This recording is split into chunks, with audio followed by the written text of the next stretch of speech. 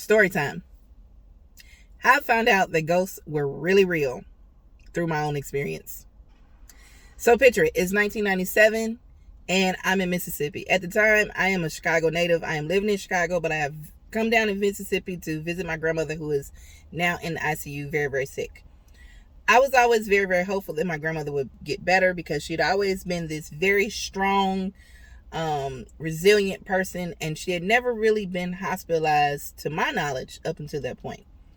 And I had never had somebody so close to me be that sick. So I was hopeful that she would get better. Once I saw her in ICU, I knew that things were a little bit worse than what I had imagined in my mind.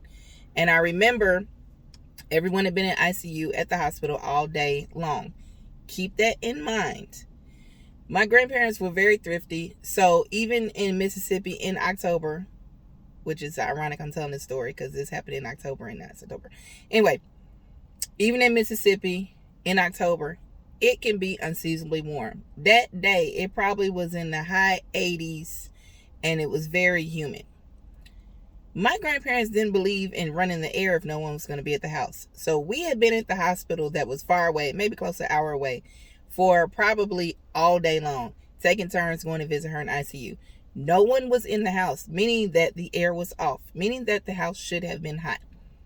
I was sent with a close family member. We rode together, and one of our other family members said, hey, go set the table and kind of straighten up a little bit. We're all going to grab some food and meet y'all back there to eat. So they give us the key. Me and this family member, we drive back to the house, and my grandmother used to have this enclosed porch. It was enclosed with like the netting and the wire, and then she had one of those big heavy doors with like the bars on the door. If you've been to Mississippi, you know what I'm talking about.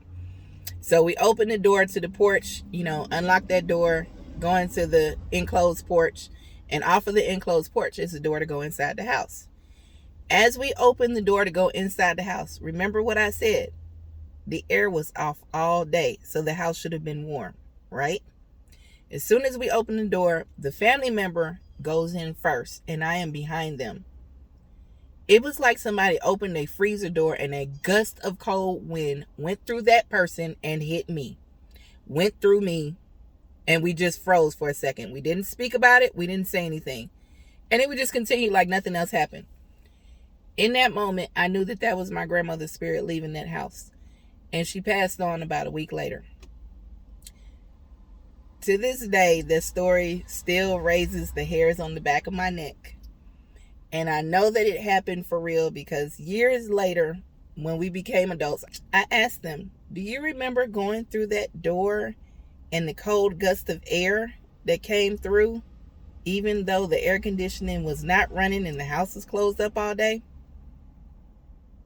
They shut me down and they simply said, I don't want to talk about it. That's how I knew I wasn't the only person that felt it.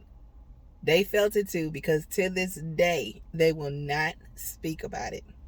And years later, one of my cousins mentioned to me that the rocking chair that she used to always sit in used to silently, slowly rock on its own when no one was sitting in it.